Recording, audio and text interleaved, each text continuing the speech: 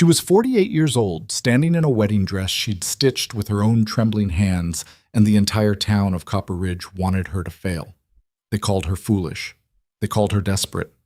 They said a woman her age had no business wearing white, no business believing a man like Caleb Mercer could love her for anything other than convenience.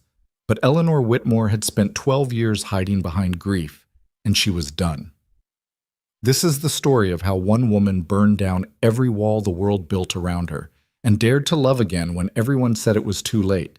If this story moves you, hit that like button and drop your city in the comments. I want to see just how far this tale travels. The bell above the door hadn't rung in 3 days, and Eleanor Whitmore was starting to think the whole town had finally decided to forget about her completely. She sat behind the counter of her sewing shop on Main Street, a narrow building squeezed between the feed store and a vacant lot where somebody had once tried to build a barbershop and quit halfway through. The sign out front read, "Whitmore's Tailoring and Mending," in faded blue letters that had been peeling since the year her husband died, and she'd never bothered to repaint them. Repainting would have meant she cared about the future, and for a long time Eleanor hadn't been sure she did. The morning light came through the front window at an angle that made the dust motes look like tiny insects drifting through syrup. She watched them float while her fingers worked automatically on the hem of a rancher's wife's Sunday dress. Mrs. Calloway's, a woman who hadn't said a kind word to Eleanor in 6 years, but still brought her mending because Eleanor was cheap and fast and never gossiped about the stains. "You look tired," she told herself, catching her reflection in the glass display case where she kept her nicer thread. The face staring back was gaunt, lined around the mouth, with streaks of gray running through hair that had once been the color of dark honey. She looked away. She always looked away. The shop smelled like cotton dust and iron, and the faint lingering sweetness of the lavender sachets she tucked into customers' packages. A small kindness nobody ever thanked her for. The floorboards creaked when she shifted her weight, and the back wall had a crack running from ceiling to floor that she'd been meaning to patch since winter. She hadn't patched it. She hadn't done a lot of things. Outside, Copper Ridge was waking up the way it always did. Slowly, reluctantly, like a dog that didn't want to leave its spot in the shade. She could hear the blacksmith's hammer starting up 2 blocks over, the rhythmic clang, clang, clang that marked the hours better than any clock. Horses passed on the packed dirt street. Someone was yelling at someone else about a water bill. The same sounds, the same morning, the same everything. Eleanor's husband Thomas had been dead for 12 years, 3 months, and roughly 14 days. She'd stopped counting the exact days about 4 years back when she realized the counting wasn't grief anymore. It was just habit, like cracking her knuckles or checking the lock twice before bed. Thomas had been a decent man. Not a great man, not a terrible one. He'd worked at the lumber mill east of town, came home smelling like sawdust and sweat, ate whatever she put in front of him, and told her she was pretty on Sundays when he'd had a bit of whiskey. He died of a fever that took him in 9 days and left Eleanor with a paid-off shop, $62 in savings, and a silence so vast she sometimes forgot what her own voice sounded like. She'd mourned him properly. A full year in black, the way women were supposed to. Then she'd kept wearing dark colors anyway because they were practical and because bright things felt like lies. The bell rang. Eleanor looked up, her needle pausing mid-stitch. The light shifted as the door opened, and for a second all she saw was a silhouette. Broad shoulders, a hat pulled low, the outline of a man who filled the doorframe in a way that made the shop feel suddenly smaller. "Morning," the man said. His voice was low and rough, like gravel being dragged across wood. "I'm looking to get some shirts mended, if you do that sort of thing." "I do that sort of thing," Eleanor said, and her voice came out flatter than she intended, the way it always did with strangers. She set down Mrs. Calloway's dress and wiped her hands on her apron, even though they weren't dirty. "Bring them to the counter." He stepped inside and the light caught him properly. He was tall, 6 feet, and then some, with a weathered face that looked like it had been left out in the sun and wind for about 50 years. His hair was dark with silver running through it, cut short but not neatly, like he'd done it himself with a hunting knife and a piece of broken mirror. His eyes were gray, not the pale, washed-out gray of old dishwater, but a deep storm gray, the color of clouds right before they break open. His hands, she noticed as he set a bundle of shirts on the counter, were scarred across the knuckles. Old scars, healed white. "Name's Caleb Mercer," he said. Just bought the Dawson property out past the canyon, the ranch. Eleanor nodded slowly. She'd heard about the Dawson place selling. Everyone had. It had sat empty for 2 years after old Walt Dawson drank himself to death, and the land had gone to seed, fences down, barn roof caving in, pastures choked with thistle. Nobody local had wanted it because nobody local had the money or the stubbornness to fix it up. You bought the Dawson place, she repeated, looking at him more carefully now. He didn't look like a fool, but then again, fools rarely did. That's a lot of broken fence for one man. Something shifted in his expression, not quite a smile, but the ghost of one. I've got experience with broken things, he said. She untied the bundle and spread the shirts across the counter. 3 of them, all cottonwork shirts, all in rough shape. One had a torn sleeve, one was missing 2 buttons, and the third had a rip along the back seam that looked like it had been done by barbed wire. These have seen some trouble, she said. So have I. She looked up at him, and for a moment something passed between them that she couldn't name. A recognition, maybe, or just the mutual acknowledgement of 2 people who had been through enough to stop pretending everything was fine. Then the moment broke because the bell rang again, and Martha Pruitt came bustling in with a basket of linens and a voice loud enough to scare cattle. Eleanor, I need those curtains hemmed by Thursday because Howard's mother is coming, and you know she judges everything. Honestly, that woman could find fault with... Martha stopped mid-sentence when she saw Caleb. Her eyes went wide, then narrow, then calculating in the span of about 2 seconds. Well, hello there. Ma'am, Caleb said, touching the brim of his hat. Martha looked at Eleanor. Eleanor looked at the shirts. Nobody said anything for a beat too long. Martha, I'll have your curtains done by Wednesday, Eleanor said, taking the basket without making eye contact. You can pick them up after lunch. Who's your friend? Martha asked, not bothering to lower her voice. Martha Pruitt had never lowered her voice in her life. Customer, Eleanor said.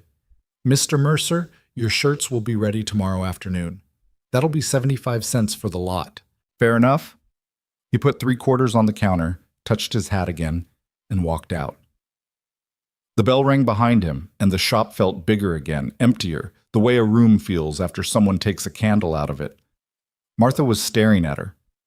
That's the man who bought the Dawson Ranch? Apparently. He's handsome. He's a customer, Martha. A handsome customer. And you blushed. I did not blush. I'm 48 years old. I don't blush. You blush like a schoolgirl, Martha said with a grin that had too many teeth in it. Your cheeks went pink as a sunrise. Get out of my shop, Martha. Martha laughed all the way to the door, and the sound of it lingered in the air like smoke after Eleanor was alone again. She stood there for a long moment, her hand resting on one of Caleb Mercer's torn shirts, feeling the rough cotton under her fingers, and trying to remember the last time a man had looked at her, really looked at her, and seen something worth looking at. She couldn't remember, and that, she decided, was reason enough to stop thinking about it. But she didn't stop thinking about it. She mended his shirts that evening by lamplight, sitting in the back room of her shop where she also slept, ate, and spent most of her waking hours. The room was small and functional. A narrow bed against one wall, a wood stove in the corner, a table where she took her meals and did her fine work. She owned very little. A few dresses, her sewing tools, a stack of books she'd read twice each, and a tin box under the bed that held Thomas's pocket watch and their wedding photograph, which she hadn't looked at in years. She worked on the torn sleeve first, reinforcing the seam so it would hold up to hard use. She did good work. That was the one thing she'd never doubted about herself.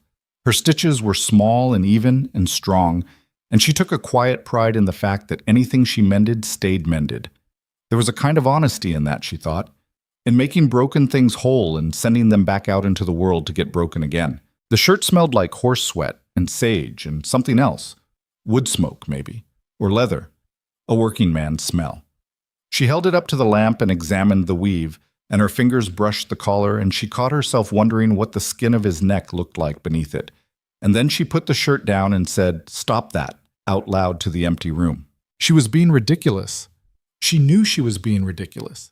Men didn't look at women like her with anything other than mild acknowledgement, the same way they looked at fence posts or hitching rails, things that served a purpose and didn't require further thought. That was the truth of being a middle-aged widow in a frontier town. You became furniture. You became part of the landscape. You were there, and people used you when they needed you, and the rest of the time you were invisible. Caleb Mercer picked up his shirts the next afternoon. He came in just before closing, when the light was going gold through the window and Eleanor was sweeping the floor with her hair pinned up messily and a smudge of thread lint on her cheek. "These look good," he said, examining the mending. He ran his thumb along the repaired seam of the sleeve. "Real good. You've got steady hands." "Years of practice," she said, leaning on her broom. He looked at her for a moment, just looked. Not the quick up and down glance that men gave pretty young women, but a slow, steady regard that took in her face, her hands, the tired set of her shoulders. She felt seen in a way that was deeply uncomfortable and oddly wonderful at the same time. "I don't know many people in town yet," he said. "Been too busy pulling thistle and arguing with the well pump, but I figure I should ask, is there a place around here that serves decent food? The stuff I'm cooking for myself is liable to kill me before the winter does." Eleanor almost smiled. Almost. "May's Cookhouse, 2 blocks south. The stew is tolerable and the biscuits are good." "Tolerable and good, that's a glowing endorsement." "It's Copper Ridge, we don't do glowing." This time she did smile, just barely, and she saw something in his gray eyes that might have been pleasure at having earned it. He thanked her, put on his hat, and left. And Eleanor stood in her empty shop with her broom and her smudged cheek and thought, very clearly and very deliberately, "I am not going to think about him." She thought about him constantly for the next 3 weeks. It wasn't dramatic or consuming. It was more like a low hum beneath the surface of her days, an awareness that hadn't been there before. She noticed when his horse was tied up outside the general store. She noticed when he passed her window on his way to the blacksmith. She noticed the sound of his boots on the boardwalk, which was stupid because boots all sounded the same, except somehow his didn't. He came back to her shop twice more in those 3 weeks, once to have a pair of trousers taken in at the waist. He'd lost weight during the move, he said, and once just to browse. He picked up a spool of red thread and turned it over in his scarred fingers and asked her what it was for. "Embroidery mostly," she said. "Decorative work." "You do decorative work?" "When someone asks for it, which isn't often. People around here want things functional, not pretty." He set the spool down. "That's a shame. Seems like pretty things ought to exist just because they're pretty. Not everything has to be useful." She stared at him, and he stared back, and the silence between them lasted long enough that she could hear her own heartbeat in her ears. Then the bell rang because Harold Fenton needed a patch on his coat, and the moment dissolved like sugar in hot water. Spring turned to early summer, and the heat came down on Copper Ridge like a fist. The creek that ran along the south edge of town shrank to a trickle, and the dust got into everything. Clothes, food, lungs, dreams. Eleanor's shop was stifling by mid-afternoon, and she took to leaving the back door open to catch whatever breeze the canyon might send down. It was on one of those brutal June afternoons that Caleb Mercer showed up at her back door instead of her front one. He was holding a fistful of wildflowers, purple sage and Indian paintbrush, and some tiny yellow things she didn't know the name of, and he looked embarrassed in a way that didn't suit his face. "Found these along the canyon trail," he said, holding them out. "Figured they'd look better in here than dying in a ditch." Eleanor took the flowers. Their stems were warm from his hand. She held them awkwardly, like a woman who'd forgotten what to do with a gift. "Thank you," she said, and her voice came out smaller than she wanted. "Don't thank me. I nearly fell off my horse picking the yellow ones. Some gratitude I get. Horse tried to throw me into a ravine over a bunch of weeds." She laughed. It burst out of her before she could stop it. A real laugh, not the polite half-smiles she handed out like change to customers. It was loud and graceless and surprised them both. Caleb grinned. It changed his whole face, cracking through the weathered seriousness of it and showing something younger underneath, something that hadn't been used in a long time. "I was wondering," he said, and then stopped. He rubbed the back of his neck. "I was wondering if you might want to come out to the ranch for supper sometime. I can't promise much, and I'm a terrible cook, and the house still smells like Walt Dawson's dog, but I've got a porch with a good view, and the evenings have been nice." Eleanor's first instinct was to say no. Her second instinct was also to say no. Her third instinct, which arrived about 2 seconds later, was to wonder why she always said no to everything and what exactly she was saving herself for. "I'll bring the food," she said. "You just make sure that porch is swept." She went on a Tuesday evening carrying a basket with cold chicken, bread, pickled vegetables, and a jar of plum preserves she'd been saving for nobody in particular. She'd changed her dress 3 times before settling on a dark blue one that was old but clean, and she'd let her hair down and then put it back up, and then taken it halfway down again before deciding she was acting insane and pinning it up firmly. The ride out to the Dawson place, the Mercer place now, she supposed, took about 40 minutes on the main road that wound through the canyon. The sun was dropping toward the ridgeline, and the light was doing that thing it did in summer, where everything turned copper and amber, and the shadows stretched out long and thin across the land. She rode her old mare, Biscuit, who was 14 years old and unimpressed by scenery. The ranch was rougher than she'd expected, but better than she'd feared. The main house was a 2-story log and timber structure with a wide front porch and windows that somebody had recently cleaned. The barn behind it was patched but standing, and there were 3 horses in the corral and a vegetable garden along the south side that was struggling bravely against the heat. Caleb had been working. That was obvious. New fence posts lined the front pasture. The weeds had been beaten back, and there was fresh gravel on the path to the front door. He was sitting on the porch when she rode up, whittling something out of a piece of pine. He stood when he saw her, tucked the knife in his belt, and walked out to help her down from the horse, and his hand was warm and rough when it took hers, and she pretended that didn't matter. "Porch is swept," he said. "I can see that." They ate on the porch as the sun went down. The chicken was good and the bread was better, and Caleb declared the plum preserves the finest thing he'd tasted since leaving Colorado, which made Eleanor say, "You lived in Colorado," and opened a door into his past that he walked through slowly and carefully, like a man stepping across thin ice. He told her about the ranch he'd had outside of Durango, about the years he spent building it up from nothing, running cattle on high meadows, breaking horses in mountain winters that could freeze a man's blood in his veins, about his wife, Sarah, who'd been a school teacher before she married him, and who used to read him poetry at night, even though he told her it made him feel like a fool. She died in childbirth, he said, and his voice didn't break, but it flattened, the way a voice does when it's said something so many times the words have lost their edges. Her and the baby both, boy, would have been a boy. Eleanor said nothing for a while. She watched the last of the light drain out of the sky and listened to the crickets starting up in the grass. "Thomas, my husband, he died of a fever," she said finally. "It took 9 days, long enough to hope and short enough to feel like I'd been robbed." Caleb nodded. He didn't say he was sorry. He didn't say it got better. He just nodded, and she understood the nod the way you understand a language you've always known, but never heard spoken aloud. "It meant I know. It meant I was there too. After Sarah," he said, "I sold the ranch. Couldn't look at the house anymore. Couldn't walk through rooms where she'd been. Spent about 6 years drifting. Worked cattle drives, hired out as a hand on other people's places. Kept moving because standing still felt like drowning. And now you're here. And now I'm here. Figured it was time to stop running from an empty house and try building one instead, even if it smells like Walt Dawson's dog." Eleanor snorted. "What happened to the dog?" "Harold Fenton took it, said he needed a Mauser. That dog doesn't know what a mouse is, it just sits on Harold's porch and barks at nothing. But Harold seems happy, so I didn't argue." They talked until the stars came out, thick and bright the way they only got this far from any real city. They talked about small things, the well pump that fought him every morning, the widow Patterson who brought him a pie that tasted like penance, the coyotes that sang him to sleep every night. And they talked about bigger things, the loneliness that settled into your bones like cold, the way grief could become so familiar it felt almost like company, the terrifying thought that maybe the best years were already behind them and everything from here on out was just waiting. "I don't believe that," Caleb said, and he was looking at her when he said it. "I used to, but I don't anymore." Eleanor felt something shift inside her chest, like a door that had been stuck for years suddenly giving way, a fraction of an inch. She didn't say anything.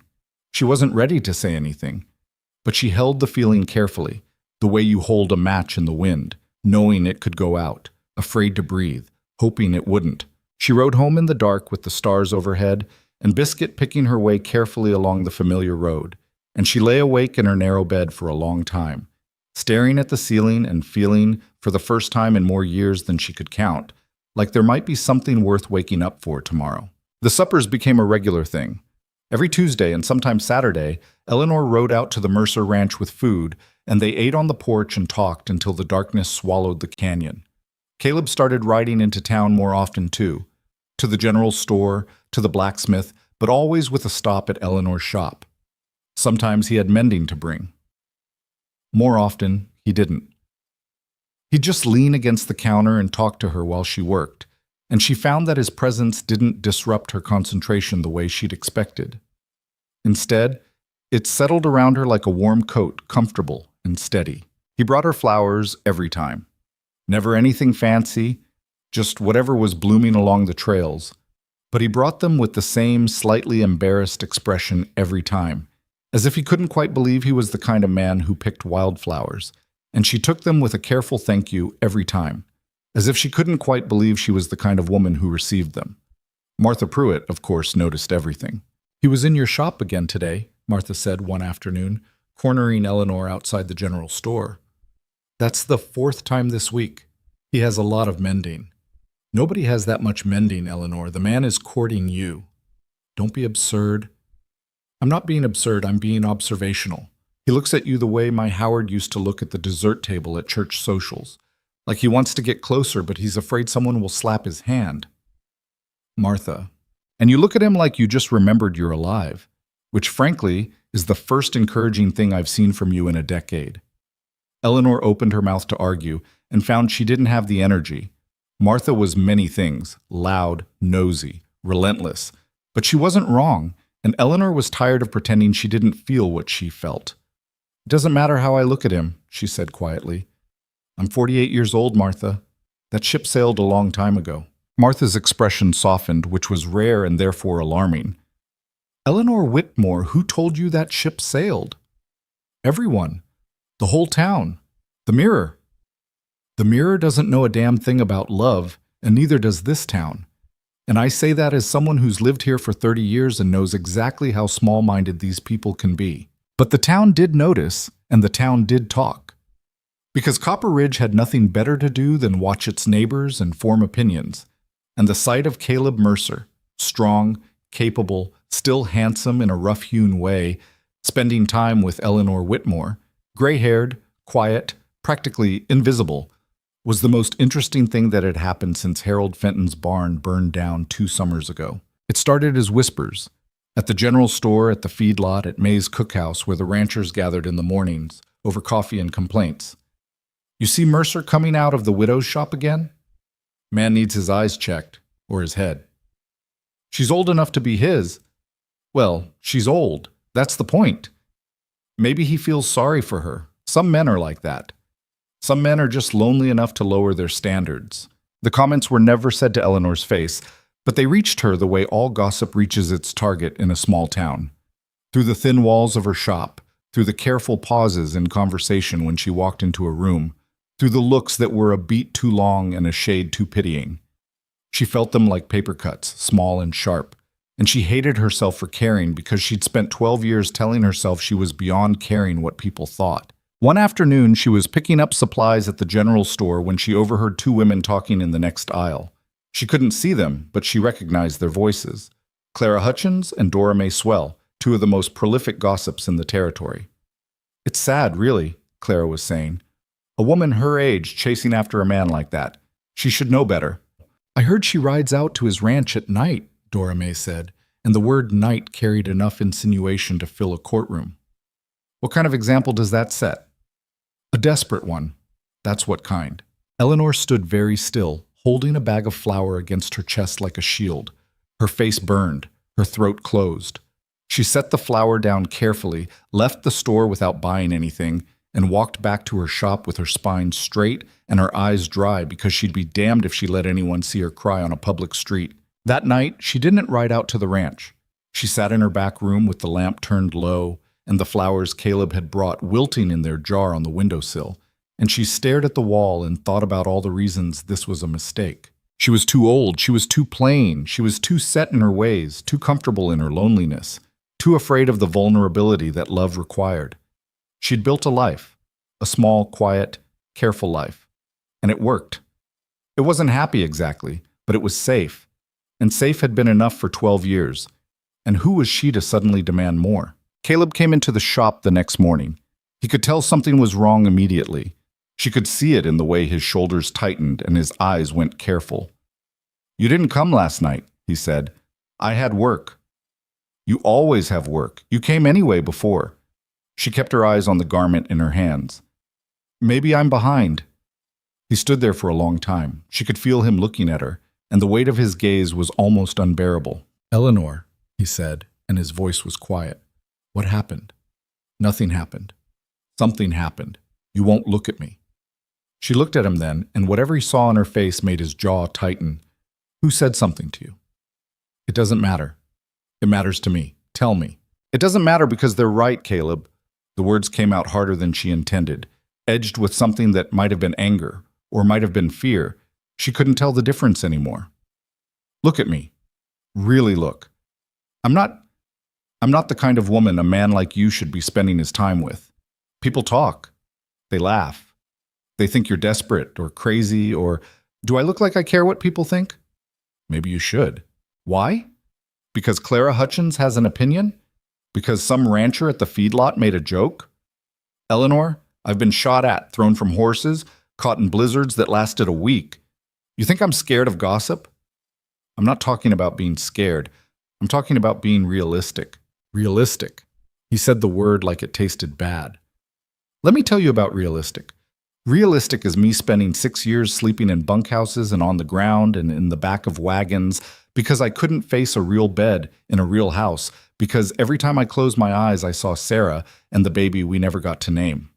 Realistic is me coming here and buying a broken-down ranch because I figured if I could fix the fences and the roof, maybe I could fix whatever's broken in me too. And realistic is me walking into your shop and seeing a woman who knows exactly what it feels like to carry grief so long it starts to feel like your own skin, and realizing for the first time in years that I'm not alone in this. So don't you tell me about realistic. Eleanor's hands were shaking. She gripped the edge of the counter to steady them. I'm 48, she whispered. I'm 51. So what? People can hang, every last one of them. I didn't ride 1,000 miles and spend every penny I had to start over just to let a bunch of bored housewives tell me who I'm allowed to talk to. The shop was very quiet. Outside, someone was hammering. A horse whinnied down the street. The clock on the wall ticked, ticked, ticked. I'm scared, Eleanor said, and it was the most honest thing she'd said in 12 years. Caleb's face changed. The anger drained out of it, and what replaced it was something raw and unguarded, something that looked almost like pain. Me too, he said. You think I'm not? You think I don't lie awake at night wondering if I'm a fool for feeling this way? I'm terrified, Eleanor. I lost everything once, and the thought of going through that again... He stopped, swallowed. But I'd rather be scared with you than safe without you. And if that makes me a fool, then I guess I'm a fool. Eleanor stared at him across the counter, across the pile of someone's unfinished mending, across 12 years of silence and safety and the suffocating comfort of a life lived entirely alone. She could hear her own breathing. She could hear his. She could hear the clock and the hammer and the horse and the whole damn town going about its business, indifferent and cruel and small. Tuesday, she said finally. I'll come Tuesday, and I'll bring cobbler. The corner of his mouth turned up. Not a full smile, just the beginning of one. I like cobbler, he said. I know you do. You mentioned it 4 times. Only 3. 4. I counted. He looked at her, and she looked at him, and the silence between them was different now. Not heavy, but warm, like sunlight through a window. He put his hat on, touched the brim the way he always did, and walked out. The bell rang. The shop was empty again, but it didn't feel empty the way it used to. It felt like a room that someone was coming back to. Eleanor picked up the unfinished mending, threaded her needle, and went back to work. Her hands had stopped shaking. The flowers on the windowsill had another day left in them, maybe 2. She'd need to find a better jar, something that held water properly instead of leaking onto the sill and staining the wood. She caught herself smiling and didn't stop it. Outside, the heat pressed down on Copper Ridge, and the dust blew through the streets, and the town went on being exactly what it was, hard and small and unforgiving. But somewhere between the feed store and the vacant lot, behind a faded blue sign that nobody ever bothered to read, a woman was sitting in a narrow shop with a needle in her hand and a crack in her chest where something that had been closed for a very long time was starting, slowly, stubbornly, and against every ounce of her better judgment, to open. She brought the cobbler on Tuesday, just like she'd promised. It was peach, made with the last of the preserve she'd put up the previous fall, and the crust was a little too brown on one edge because she'd been fussing with her hair instead of watching the oven. She carried it out to the ranch balanced on her lap while Biscuit plodded along the canyon road, and when Caleb saw her coming up the path, he walked out to meet her the way he always did, except this time he was wearing a clean shirt and his hair looked like he'd actually used a comb on it, and neither of them mentioned these details because mentioning them would have meant admitting they were trying, and admitting they were trying was still too frightening. They ate on the porch. The cobbler was good.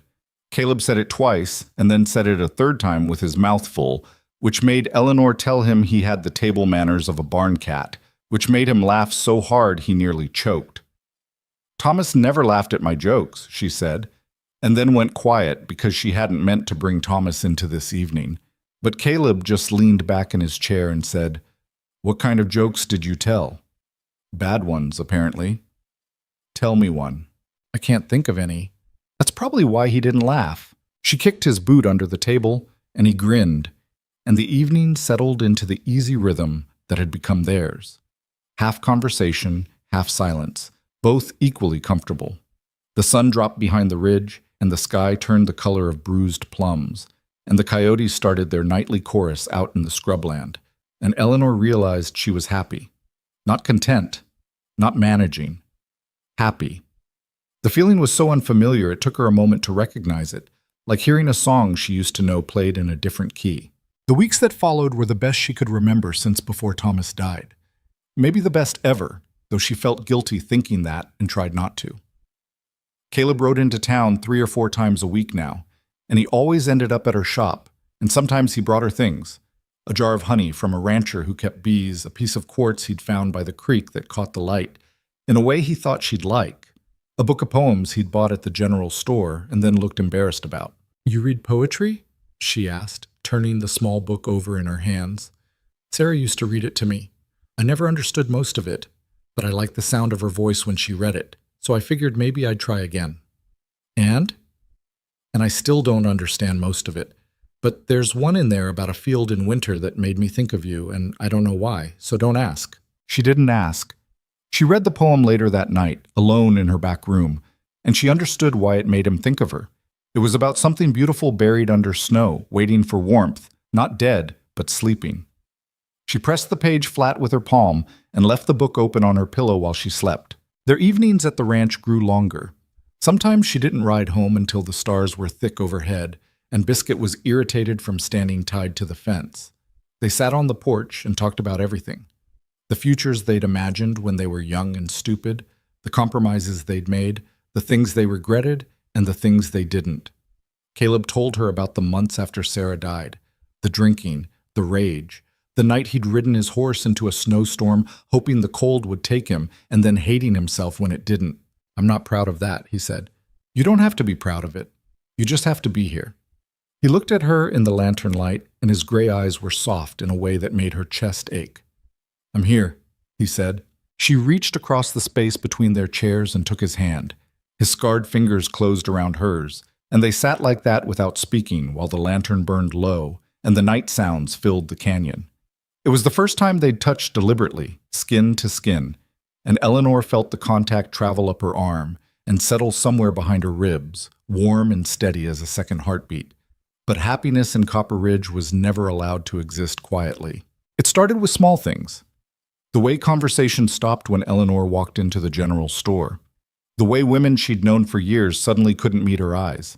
The way the ranchers at May's cookhouse went silent when Caleb came in for breakfast and then started up again in low voices after he passed.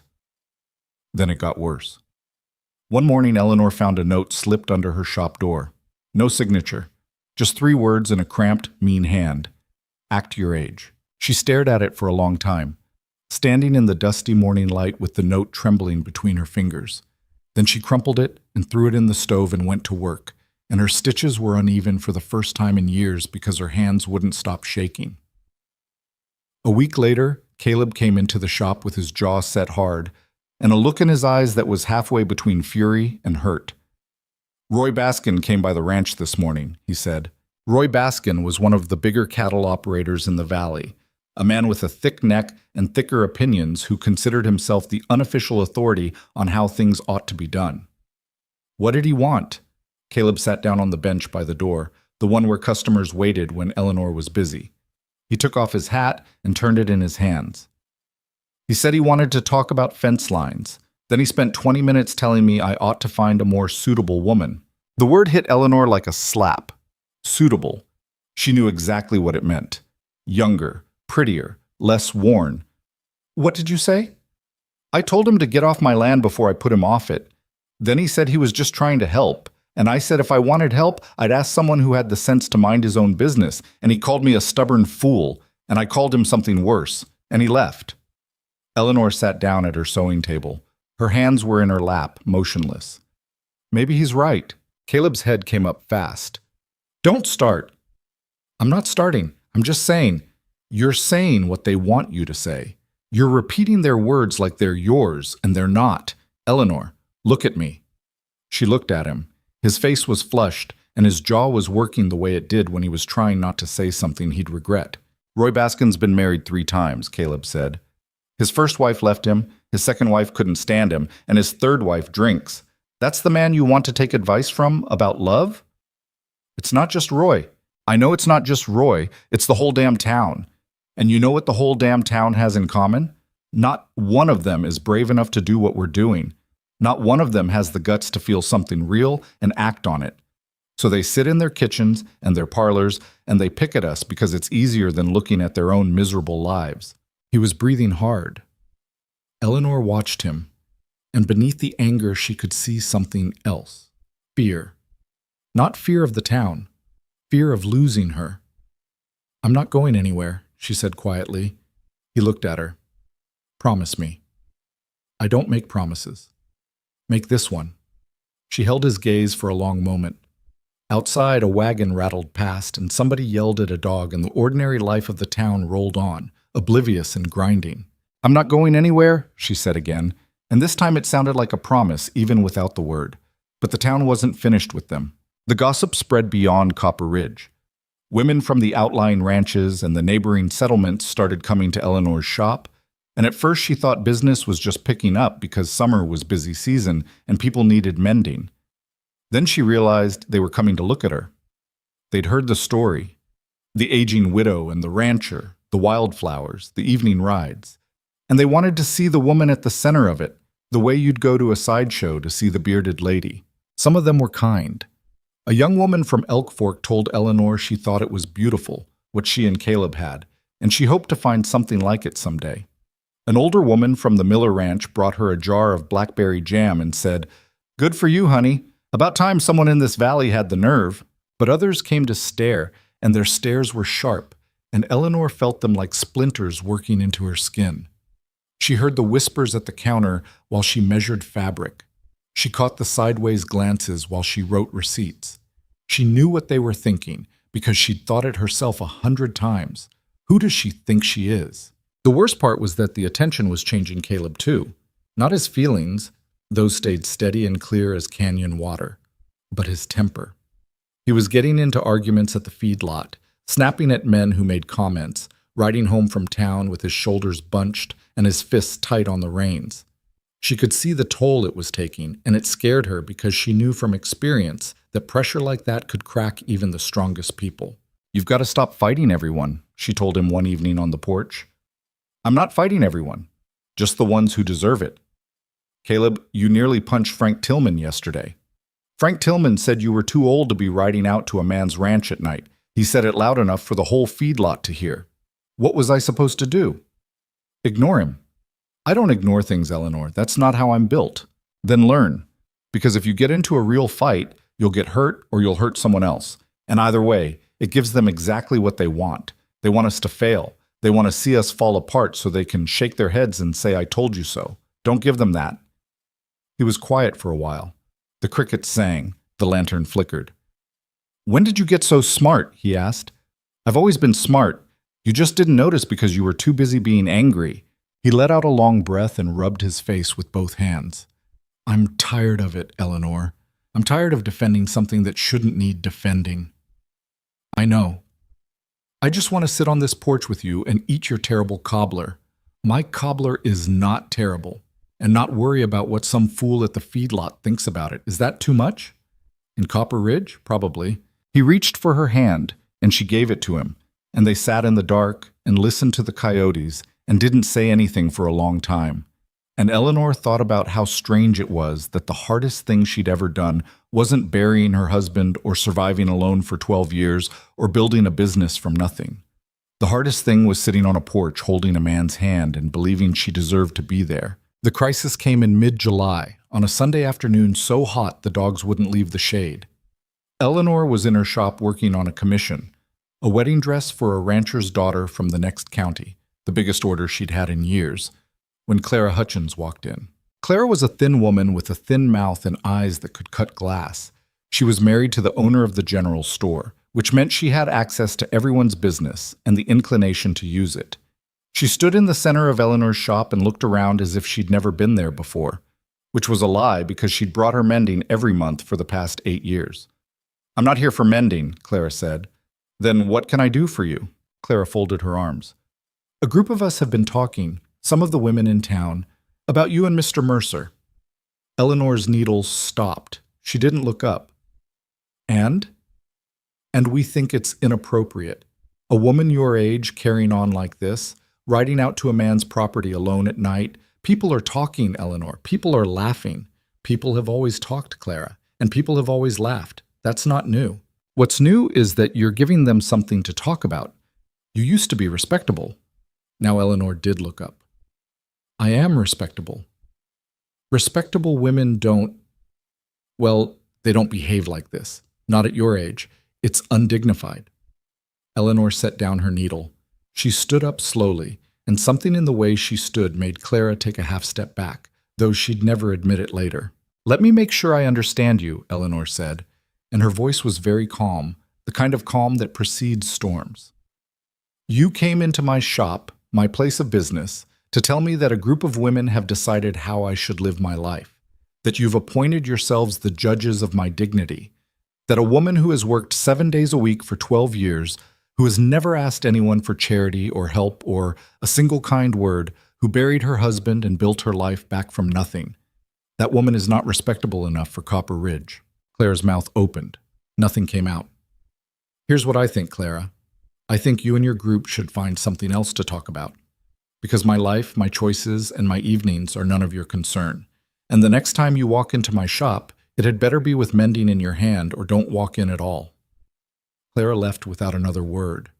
The bell rang behind her with a sharp, offended sound.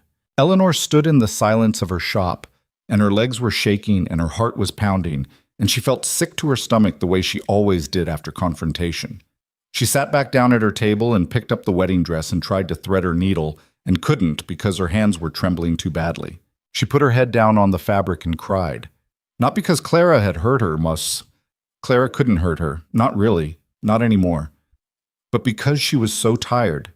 Tired of fighting, tired of being watched, tired of feeling like she had to justify her right to be alive and wanting something more than survival. That evening, she didn't ride out to the ranch. She sat in her back room with the lamp off and the windows dark and the flowers Caleb had brought dying in their jar, and she thought about what it would mean to end this, to go back to the silence, the routine, the careful emptiness that had kept her safe for so long. It would be easy. It would be painless. She would tell Caleb they'd had a nice time, but it was over, and he would argue and she would hold firm, and eventually he would stop coming to the shop and the town would stop talking and everything would go back to the way it was before. She could do that. She could absolutely do that. She sat in the dark for a long time, running the idea through her mind like fabric through a machine, examining it from every angle. It was the smart choice, the safe choice, the choice that wouldn't get her hurt. And then she thought about Caleb's hand closing around hers in the lantern light, and the way he laughed when she insulted his cooking, and the poem about the field in winter, and the look on his face when he said, "I'm here," and she knew, with a certainty that went all the way down to her bones, that she couldn't do it. She couldn't go back. She didn't want to go back. The silence had been safe, yes, but it had also been a grave, and she'd been lying in it for 12 years and calling it a life. She got up. She lit the lamp. She found a clean jar, filled it with water, and went out to the tiny yard behind her shop where a patch of wild sage grew along the fence. She cut a handful of stems, put them in the jar, set them on the windowsill. They weren't much. They weren't pretty the way Caleb's canyon flowers were, but they were hers, and she'd chosen them, and that was enough. She would go to the ranch tomorrow. She would bring food and bad jokes and steady hands and whatever was left of her battered, stubborn, imperfect heart, and if the town didn't like it, the town could choke on its own gossip. Eleanor Whitmore was done being invisible. She went to the ranch the next evening, just like she'd decided, carrying a pot of beef stew and a determination that sat in her chest like a fist. Caleb was on the porch when she rode up, and she could tell from the way he stood, too fast, too stiff, that he'd been worried she wasn't coming. He didn't say that. He just walked out and took Biscuit's reins and helped her down, and his hand lingered on hers a beat longer than necessary, and that was enough. "You look tired," he said. "I am tired. Want to talk about it?" "No.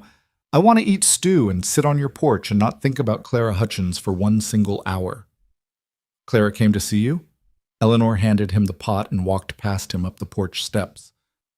"I said I don't want to talk about it." "You just brought her up." "Caleb." "Fine. Stew it is." They ate in silence for a while, and it was a good silence. Not the brittle kind that meant someone was angry, but the soft kind that meant words weren't needed. The sun was going down behind Black Hollow Ridge, painting the sky in shades of rust and copper that made the valley look like it was burning from the edges in. The horses moved in the corral, and somewhere out in the scrub, a quail called its evening song, that quick stuttering whistle that sounded like someone counting. "This stew is better than the last one," Caleb said eventually. "The last one was fine. The last one had too much salt." "Then why did you eat 3 bowls?" "Because I have manners." "You have no manners. You eat with your elbows on the table, and you talk with your mouth full, and last week you wiped your hands on my good tablecloth." "That was a tablecloth? I thought it was a rag." "It had embroidery on it, Caleb. I stitched that pattern myself." "Well, it was a real pretty rag." She tried not to smile and failed, and he saw it and looked pleased with himself in that quiet way of his, the way a man looks when he knows he's won something small but important. They settled into the evening the way they'd settled into all their evenings, slowly, without rush, letting the conversation find its own shape. They talked about the ranch, about the new fence posts Caleb had put in along the north pasture, about the heifer that had gotten through a gap in the wire and led him on a 2-hour chase through the canyon. They talked about Eleanor's wedding dress commission, which was turning out beautifully despite the fact that the bride kept changing her mind about the neckline. "She wants lace now," Eleanor said. "She started with plain cotton, then switched to satin. Now she wants lace. I've torn out more stitches on that dress than I've put in." "Sounds like she doesn't know what she wants." "She's 22. Nobody knows what they want at 22. "Did you?" Eleanor thought about it. "I thought I did. I wanted a husband and a house and a garden with roses. I got the husband. Never got the house. We lived above the shop, and the roses died the first summer because I forgot to water them. That's a sad garden. It was a terrible garden. Thomas said I could kill a cactus, and he wasn't wrong." Caleb laughed, and the sound rolled across the porch and out into the cooling air. "Sarah was the same way. She had a window box in our kitchen in Durango, tried to grow herbs. Everything she planted turned brown inside a week. She said the herbs were being spiteful." "She sounds like she was funny." "She was. Funnier than me, which isn't hard. She used to say I had the sense of humor of a fence post." She wasn't wrong about that either. He kicked her boot under the table the way she'd kicked his weeks ago, and they grinned at each other in the fading light, and for a moment the world felt small and close and exactly right. But the world never stayed small for long. The storm came 3 days later. It had been building all week, the air heavy and electric, the sky going yellow-green in the afternoons, the kind of pressure that made animals nervous and people short-tempered. Eleanor had watched the clouds stacking up over Black Hollow Ridge from her shop window, and she knew from 12 years of frontier living that when the sky looked like that, trouble was coming. She was at the ranch when it hit. She'd ridden out Tuesday afternoon, earlier than usual, because Caleb had asked her to look at some curtains he'd found in the attic. Old things, moth-eaten and dusty, that he thought she might be able to salvage. She was sitting in his kitchen examining the fabric when the first crack of thunder split the air like a gunshot. "That's close," Caleb said, looking out the window. Within 20 minutes, the world disappeared. The rain came down in sheets so thick Eleanor couldn't see the barn from the kitchen window. The wind hit the house broadside, rattling the windows in their frames and driving water under the door. Lightning turned the sky white every few seconds, and the thunder came so fast it was almost continuous, a rolling, slamming percussion that shook the walls. "You can't ride home in this," Caleb said. "I know. It might last a while. The way the sky looked this morning, this could go 2-3 days." She looked at him across the kitchen table. The implication hung in the air between them. She would be here, in his house, alone with him, for days. In Copper Ridge, that was the kind of thing that ruined reputations. In Copper Ridge, it was practically a confession. "I'll take the upstairs bedroom," she said. "You stay down here." "I was going to suggest exactly that." "Good. Good." They stood there for an awkward moment, and then the wind tore a branch off the cottonwood tree outside and threw it against the side of the house with a bang that made them both jump, and the awkwardness broke because there were suddenly practical things to do: buckets to put under the leaks, windows to check, horses to settle in the barn. The first night was restless. Eleanor lay in the upstairs bedroom, which smelled like dust and old wood and still had Walt Dawson's faded curtains on the window, and listened to the storm beat against the house. She could hear Caleb moving around downstairs, the creak of floorboards, the clank of the stove door as he fed the fire. She lay on her back with her eyes open and thought about how strange it was to be in a man's house again, to hear another person breathing under the same roof, to know that if she called out, someone would answer. She didn't sleep much. She didn't think he did either. By the second day, the storm had settled into a steady, relentless pour that turned the yard into a lake and the canyon road into a river. There was no going anywhere. The world had shrunk to the size of Caleb Mercer's house. And within that house, there were two people who had spent years building walls around themselves and were now trapped together with nowhere to hide. They circled each other carefully at first, the way animals do when they're sharing territory. Caleb made coffee. Eleanor found flour and salt in the pantry and made biscuits. They ate in the kitchen without talking much, listening to the rain, and the silence was comfortable enough, but there was something underneath it, a current running just below the surface, and they both felt it. It was Eleanor who broke first. They were sitting in the front room. Caleb had a fire going in the stone fireplace, and the light was orange and unsteady. And she was looking at the empty walls, the bare floors, the absence of anything personal in the entire house. No photographs. No books except the one he'd bought for her. No sign that a person lived here rather than camped here. "You haven't unpacked," she said. Caleb looked at her. "What do you mean?" "I mean, you've been here months, and this house looks like you moved in yesterday. Where are your things? Where are I don't know, your belongings? Things that matter to you?" He was quiet for a while. The fire popped and hissed. Rain hammered the roof. "I don't have much," he said. "Everyone has something." "Not everyone." He stared at the fire. "After Sarah died, I got rid of most of it. Sold what I could, burned some things, left the rest behind when I sold the ranch." "Why?" "Because keeping it hurt worse than losing it. Every time I looked at her things, her books, her clothes, that damn window box, it was like the wound opened all over again, so I cut it all away. Figured if I didn't have anything to remind me, maybe I'd stop remembering." "Did it work?" "No." A bitter half laugh.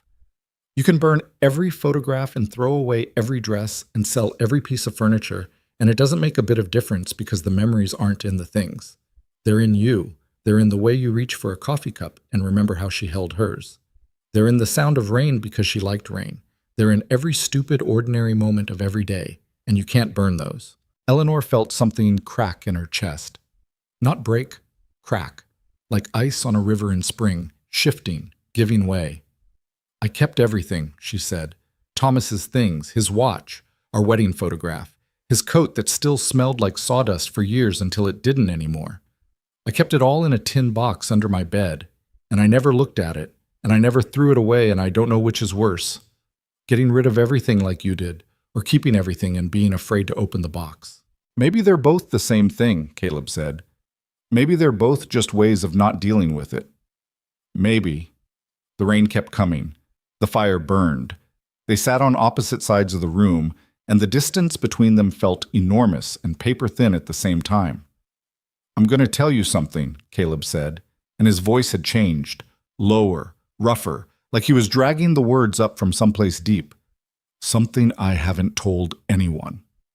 Eleanor waited. The night the baby died, the night Sarah died, I wasn't there.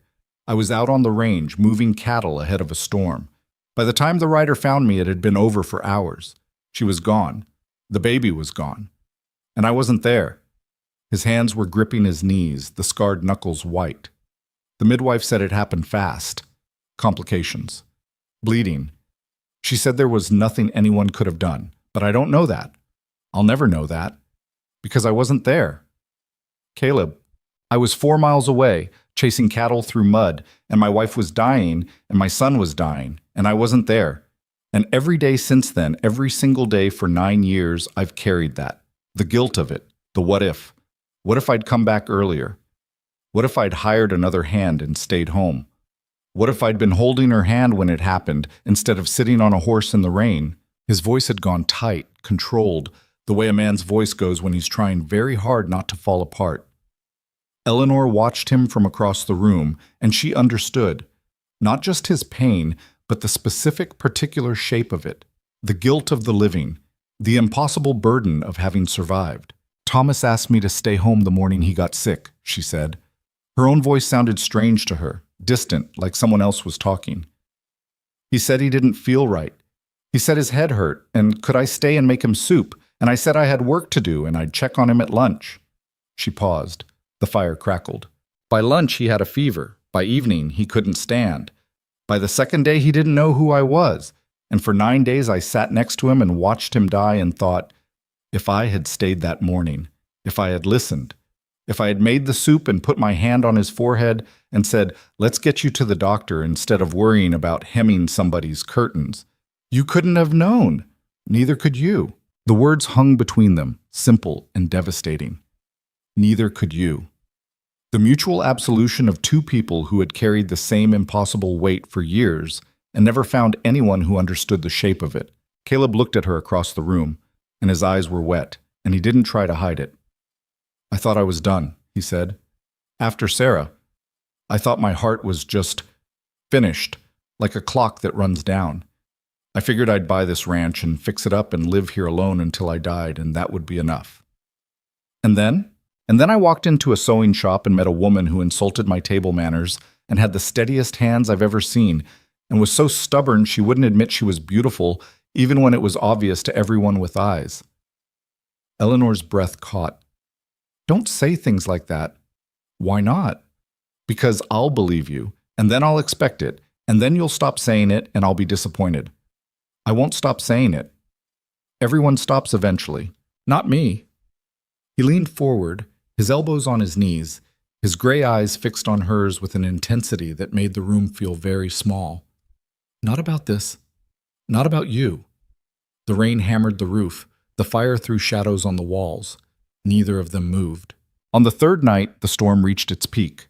The thunder was so close it shook the dishes in the kitchen cabinets, and the lightning came in continuous flashes that turned the darkness into something sharp and stuttering, like the world was being lit by a lamp with a broken wick. Eleanor was standing at the upstairs window, watching the storm tear across the valley, when she heard Caleb's footsteps on the stairs. He stopped in the doorway. She could see his reflection in the dark glass behind her, and he looked like a man who'd made a decision and was terrified of it. Eleanor. She turned. He was holding something in his hand. A ring. Small, gold, worn thin with age. He held it the way you hold something fragile and irreplaceable, balanced on his palm like it might fly away. This was my mother's, he said. It's the only thing I didn't burn or sell or leave behind. I kept it because I don't know why. Maybe because some part of me always hoped I'd need it again. Eleanor stared at the ring. Her heart was hammering so hard she could feel it in her throat. I know this is crazy, he said, I know it's too fast and too much, and the town will lose its mind. I know you're scared, and I'm scared, and neither of us has any business feeling this way at our age. But I love you, Eleanor. I love you in a way I didn't think I was capable of anymore, and I'd rather be a fool with you than a wise man without you." He now popped, and he winced, and he had to grab the doorframe to steady himself. And he looked up at her with those gray eyes full of terror and hope and something so raw it hurt to see it. "Marry me," he said, "not because it makes sense, not because it's practical.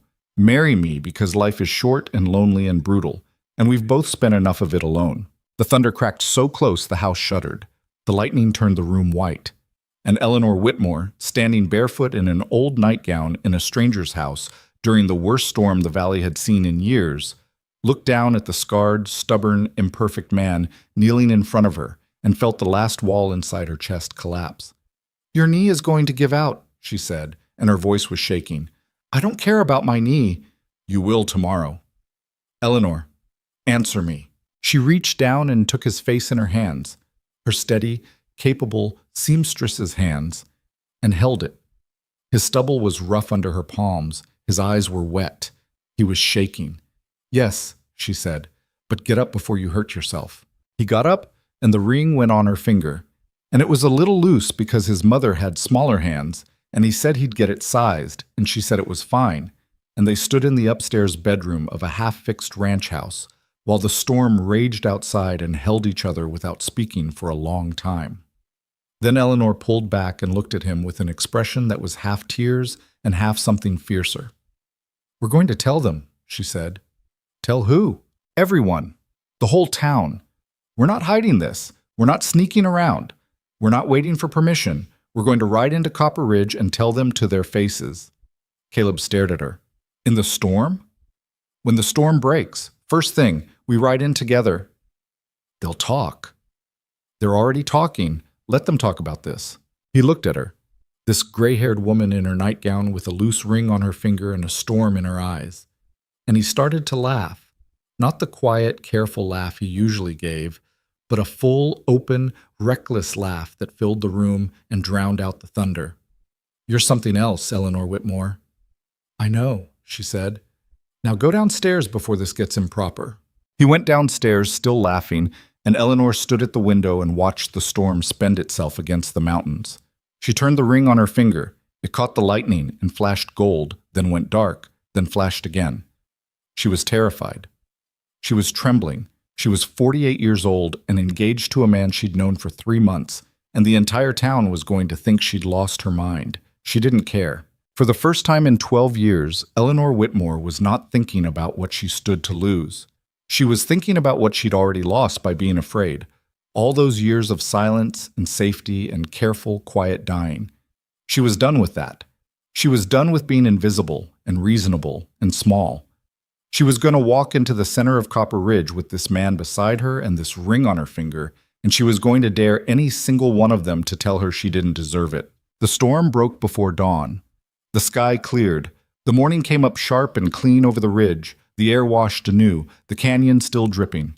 Eleanor put on her boots and her coat and walked downstairs, where Caleb was already saddling the horses. "Ready?" he asked. She looked at him, the scarred, imperfect, stubborn man who had somehow found her behind the counter of her dusty little shop and seen something worth kneeling for, and she nodded. "Let's go." They rode into Copper Ridge side by side, their horses' hooves squelching through the mud the storm had left behind. The town was still dripping. Water ran off the eaves in silver threads, and the main street was a mess of puddles and ruts and debris. A broken shutter here, a downed branch there, a chicken coop that had blown halfway across the road. People were coming out of their houses to inspect the damage, blinking in the sharp morning light, and one by one they stopped what they were doing to watch the widow Whitmore and the rancher Mercer ride down Main Street together at 8 o'clock in the morning, both of them coming from the direction of the canyon road, both of them wearing yesterday's clothes. Eleanor felt every single pair of eyes. She felt them on her back, on her face, on the ring that glinted on her left hand when Biscuit shifted and the sun caught it. Her stomach was a knot and her mouth was dry, and she wanted very badly to turn around and ride back to the ranch and hide for the rest of her life. But Caleb was beside her, and his jaw was set, and his back was straight, And when she glanced at him, he glanced back and gave her a nod that said, "Keep going," and she kept going. They stopped in front of the general store. Not because the general store was significant, but because it was the center of town, the place where people gathered, the spot where news traveled fastest. Caleb dismounted first and came around to help Eleanor down. His hand was steady. Hers wasn't. Martha Pruitt was standing on the boardwalk with a broom in her hand, staring at them with her mouth open. "Morning, Martha," Eleanor said. Her voice came out louder than she intended, but she decided that was fine. Loud was fine. "Eleanor." Martha's eyes dropped to the ring. Her broom hit the boardwalk with a clatter. "Are you?" "We're getting married," Caleb said. Flat, simple, the way you'd say the sky is blue or the well needs fixing. Martha let out a sound that was half gasp and half laugh, and all Martha. "Well, it's about damn time." Behind her, the town was gathering. Harold Fenton came out of the feed store. The blacksmith stopped hammering. Clara Hutchins appeared in the doorway of the general store with a face like she'd swallowed vinegar. Roy Baskin was across the street loading supplies into a wagon, and he stopped with a sack of grain on his shoulder and stared. Eleanor felt all of them. She felt the judgment and the shock and the whispered calculations. 3 days at the ranch, alone, in a storm. And she stood there and took it because she was done running from looks. She was done shrinking. "We wanted everyone to know," she said, and her voice carried down the street further than she thought it would. "We're getting married, soon, and you're all welcome to come or not come, and either way it's happening." Silence. The kind of silence that has weight, that sits on a town like snow. Nobody moved. Nobody spoke. A horse stamped in the mud. Somewhere, a door creaked. Then Martha Pruitt crossed the boardwalk in 3 steps and wrapped Eleanor in a hug so fierce it knocked the breath out of her. "You brave, stubborn woman," Martha said into her ear. "You beautiful, brave, stubborn woman." And the silence broke. Not all at once, and not all kindly. Some people clapped. Old Ruth Hennessy, who ran the boarding house and had buried 2 husbands of her own, wiped her eyes with her apron and said, "Good for you, honey," in a voice thick with tears. The blacksmith tipped his hat. A young cowhand, Eleanor didn't know, let out a whoop that scattered the chickens. But others turned away. Clara Hutchins disappeared back into the store without a word. Roy Baskin dropped his grain sack into the wagon, climbed up, and drove off without looking at them. A cluster of women near the horse trough exchanged glances and drifted away, their silence louder than any insult. Eleanor watched them go. It hurt. She'd known it would, but knowing didn't help. She stood in the mud in her wrinkled clothes with a loose ring on her finger and a brave face that was cracking around the edges, and she let it hurt because pretending it didn't would have been a lie. "That went well," Caleb said dryly, and she almost laughed. The weeks that followed were the strangest of Eleanor's life. The announcement split Copper Ridge down the middle in a way that nothing had since the water rights dispute of '82. People took sides, and the sides were surprisingly uneven. The supporters were mostly the people Eleanor hadn't expected. The older women who'd lost husbands, the younger couples who thought it was romantic, the ranchers who'd worked alongside Caleb and respected him even if they didn't understand his choices. Martha Pruitt appointed herself unofficial wedding coordinator without being asked and showed up at Eleanor's shop every other day with ideas and opinions and unsolicited advice.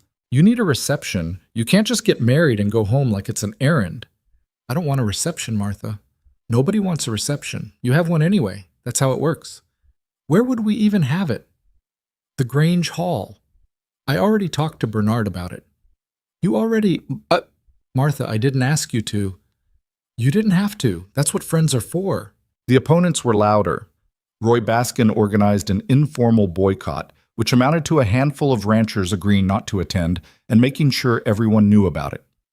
Clara Hutchins stopped bringing her mending to Eleanor's shop entirely, which Eleanor discovered she didn't mind at all.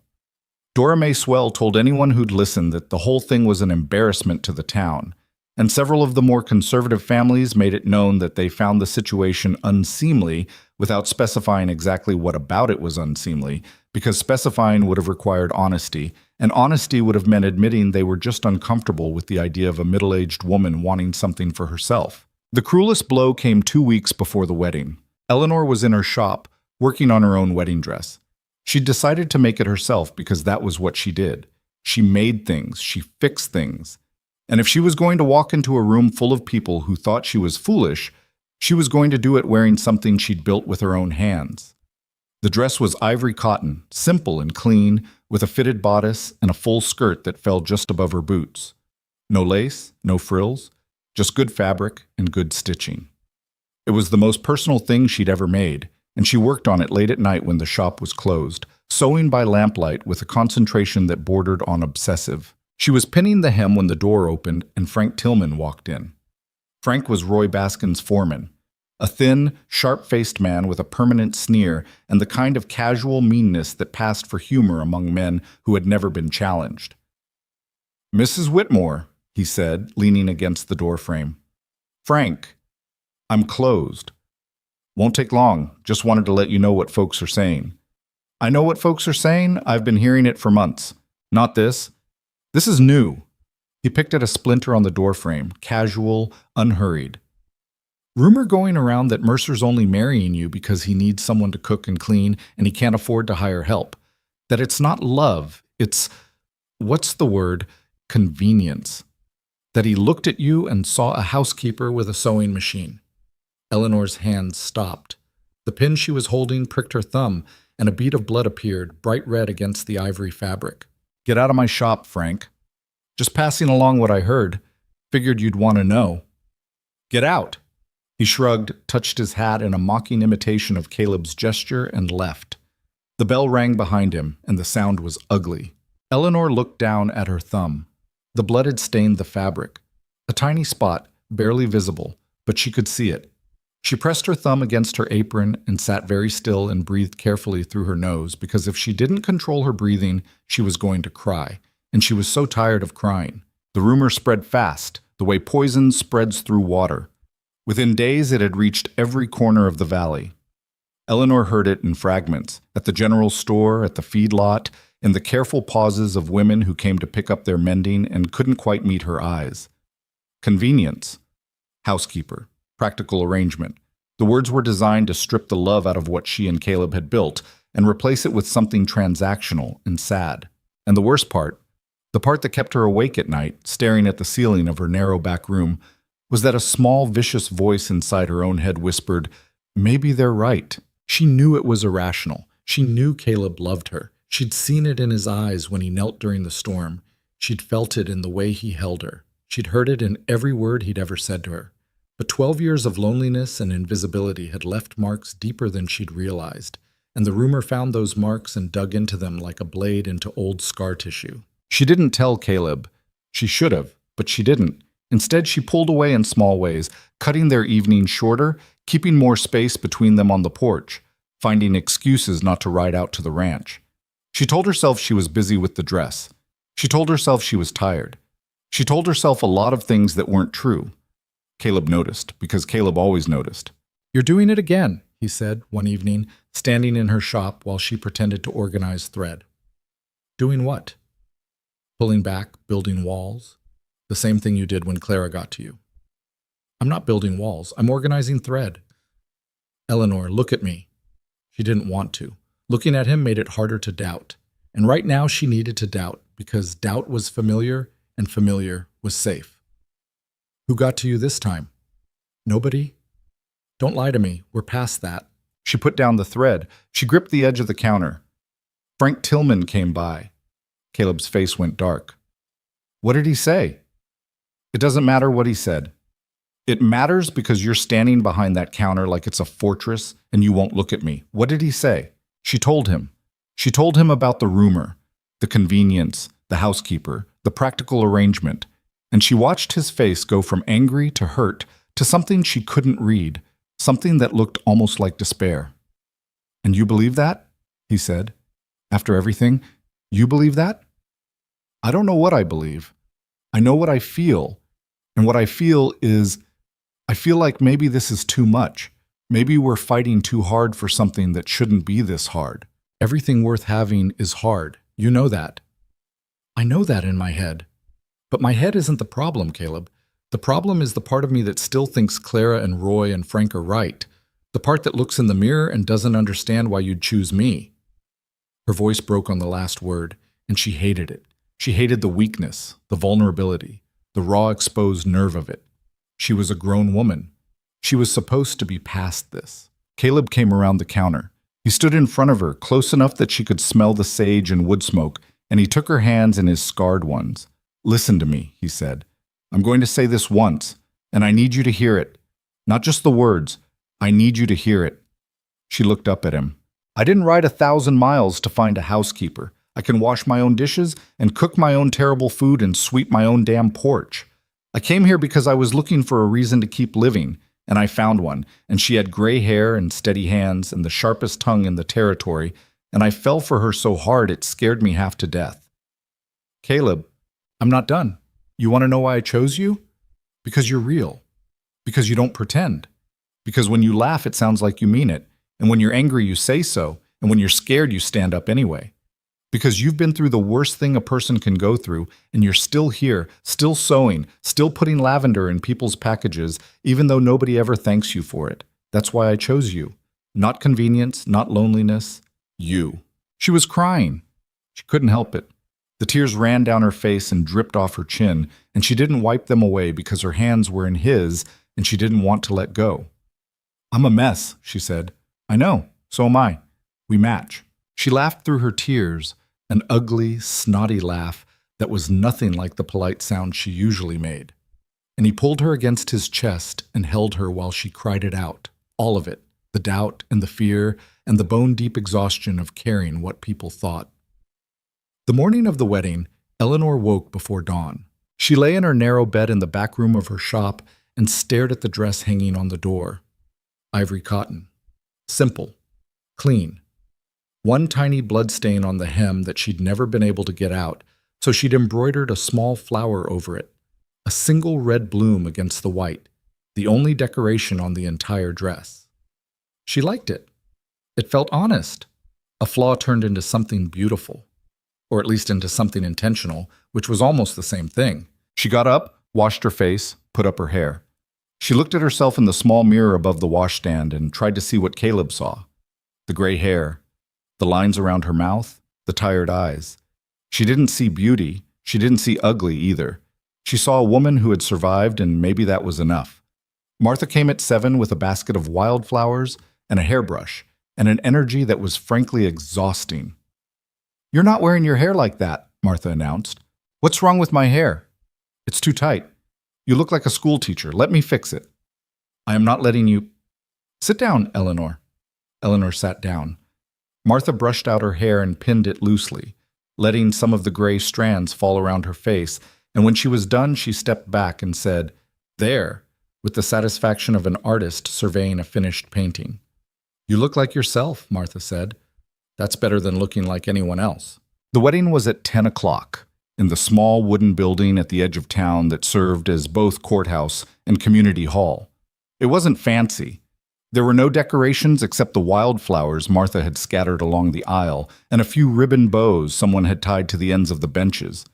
The justice of the peace was old Judge Harmon, who was half-deaf and had to be told twice what names to use. Eleanor stood outside the door in her ivory dress, with the embroidered flower on the hem, and listened to the murmur of voices inside. Martha was beside her, holding a bouquet of sage blossoms, an Indian paintbrush that Caleb had picked that morning. "You ready?" Martha asked. "No." "Good. You'd be a fool if you were." Eleanor took the bouquet. Her hands were shaking. She could hear her own breathing. She could hear the bench creaking inside and Judge Harmon clearing his throat.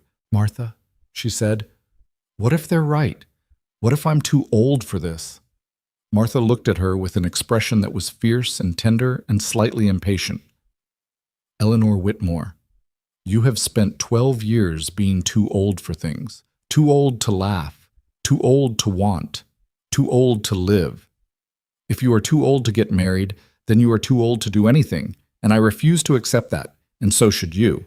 The door opened. The room was half empty. Roy Baskin and his people had kept their word. Their benches sat vacant, a visible accusation, but the other half was full. Ruth Hennessy was there, dabbing her eyes already. The blacksmith was there with his wife. Young couples from the neighboring ranches were there, and a few older women who'd come alone and were sitting very straight and looking determined. Martha's husband, Howard, was in the front row, holding his hat in his lap and trying not to look emotional, which he was failing at. And at the front of the room, standing beside Judge Harmon in a clean black coat that didn't quite fit across the shoulders, was Caleb Mercer. He turned when the door opened. He saw her.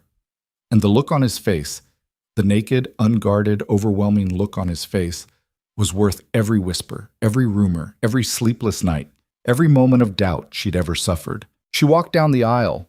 It wasn't a long walk, maybe 20 feet, but it felt like the longest distance she'd ever covered. She held the wildflowers against her chest and kept her eyes on Caleb and tried not to trip on the hem of her dress. And halfway there, her vision blurred because she was crying again, and she didn't care. She reached him. He took her hand. His was shaking too. "You made that dress," he said quietly, not a question. "I did. It's beautiful. It has a blood stain on the hem.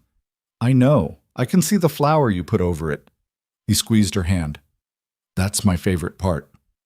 Judge Harmon cleared his throat, adjusted his spectacles, and began. The ceremony was short and simple, the way frontier weddings were. No music, no poetry, just the plain words of commitment spoken in a plain room by two people who meant every syllable. When the judge asked if anyone had cause to object, the room went tight. Eleanor felt the silence like a held breath. She didn't look at the empty benches. She looked at Caleb. Nobody spoke. "Then by the authority vested in me," Judge Harmon said, "I pronounce you married." Caleb kissed her. It wasn't elegant. He bumped her nose with his, and someone in the back laughed, and Eleanor's bouquet got crushed between them. But it was real and warm and slightly clumsy, and she felt it all the way to her bones. The room erupted. Martha was crying openly. Ruth Hennessy was clapping. Howard Pruitt was blowing his nose into a handkerchief. The blacksmith's wife let out a whoop that rattled the windows. And someone, Eleanor never found out who, threw a handful of dried wildflowers into the air. They walked out of the courthouse into the morning sun, hand in hand, married, and Eleanor Whitmore, Eleanor Mercer now, though the name felt new and strange like a coat she hadn't broken in yet, stood on the boardwalk in her ivory dress with the embroidered bloodstain and looked out at Copper Ridge and felt something she hadn't felt in 12 years. She felt like she belonged somewhere, not to the town, not to the people who judged her or the ones who'd cheered for her. She belonged to herself, and she'd chosen to share that self with a man who saw her clearly and loved her anyway, and that was the only kind of belonging that mattered. Caleb stood beside her, squinting in the sunlight, holding her hand in his scarred one. "Mrs. Mercer," he said, trying it out. "Don't get used to it. I'm keeping Whitmore for the shop." "Fair enough. And you're still not allowed to wipe your hands on my tablecloths. We're married now. I think tablecloth privileges come with the deal." "They absolutely do not." He grinned at her, that wide, face-cracking grin she'd only seen a handful of times. And she grinned back, and they stood there in the mud and the sun like two people who had just gotten away with something impossible and couldn't quite believe their luck. The first morning Eleanor woke up in the ranch house as Caleb's wife, she lay still for a long time and listened to the unfamiliar sounds of her new life. The creak of the house settling, the horses moving in the corral. Caleb downstairs banging around the kitchen with the graceless energy of a man who had never learned where anything belonged. She heard a pot clang against the stove, then a muttered curse, then the smell of coffee drifting up through the floorboards. Burnt, too strong, the way he always made it. She stared at the ceiling. It was a different ceiling than the one she'd stared at for 12 years. Higher, wider. A water stain in one corner shaped vaguely like a boot. She was married. She was living in someone else's house. She was 50 miles from the narrow back room where she'd spent the last decade sleeping alone, and the distance felt enormous, like she'd crossed an ocean in the night. "Coffee's ready," Caleb called from downstairs. "If you want to call it coffee, I think I killed it." She got up. The first months were harder than either of them expected, and neither of them had expected easy. Living alone for years does something to a person. It calcifies habits, turns preferences into requirements, makes the small negotiations of shared life feel like territorial disputes. Caleb left his boots in the middle of the kitchen. Eleanor reorganized his pantry without asking. He couldn't sleep with the window open. She couldn't sleep with it closed. He ate too fast. She took too long. He forgot to tell her when he'd be late coming in from the pasture. And she forgot that she wasn't the only person in the house anymore and startled every time she turned a corner and found him standing there. "You don't have to jump," he said one afternoon when she nearly dropped a plate of biscuits because he'd come in through the back door without warning. "Then stop sneaking up on me." "I wasn't sneaking. I was walking. In my own house. Through my own door." "Our house. Our door." "Right. Our house that I'm apparently not allowed to walk through without announcing myself like a town crier." They fought. Not big, dramatic fights, the kind that shake walls and end with someone slamming a door, but the small, grinding friction of two people who had forgotten how to share space. They argued about the stove temperature and the order of morning chores, and whether the cat that showed up on the porch should be fed or chased off. They argued about money. Eleanor insisted on contributing to the ranch expenses from her sewing income, and Caleb said that was foolish because they were married now, and what was his was hers, and she said she didn't want what was his. She wanted to pay her own way, and he said that was pride talking, and she said pride was all she'd had for 12 years, so he'd better learn to live with it. "You're the most stubborn woman on this frontier," he told her after one of these arguments, "and you are the most pig-headed man. We're a perfect match." But the fights never lasted. They couldn't, because underneath the friction was something solid, a bedrock of mutual recognition, the shared understanding of two people who knew what real loss felt like and weren't willing to lose each other over a window or a cat. Eleanor moved her sewing business into the ranch house. She set up in the front room near the big window that faced the canyon, and for the first time in years she had real light to work by.